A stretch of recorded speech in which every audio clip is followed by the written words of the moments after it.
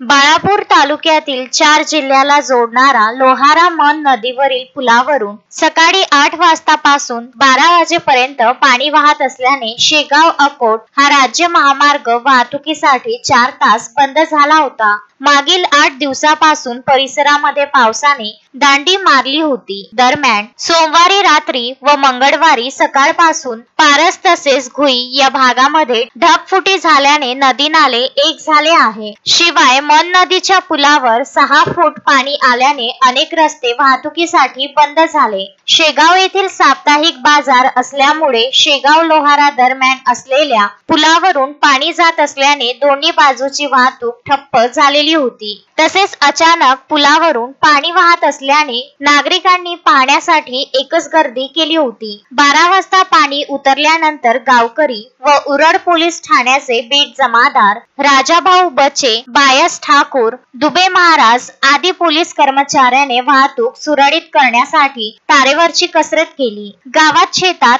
8 दिवसापासून पाणी नाही। सर्व समाजाचे लोक पाण्यासाठी मंदिर मस्जिद मध्ये प्रार्थना करीत आहे। तर सकाळपासून कडक ऊन असताना अचानक मन नदीच्या पुलावरून 6 फूट पाणी वाहत असल्याची बातमी परिसरात मिळताच अनेक लोक चकित झाले व पूर पाहण्यासाठी खूप मोठ्या प्रमाणात गर्दी केली। शेगाववरून अनेक कर्मचारी शिक्षक मुख्यालय न राहता अपडाऊन करतात, पण अचानक नदीला पूर आल्याने परिसरातील अनेक शिक्षक व कर्मचारी 12 वाजेपर्यंत पाणी कमी होण्याची वाट बघत होते।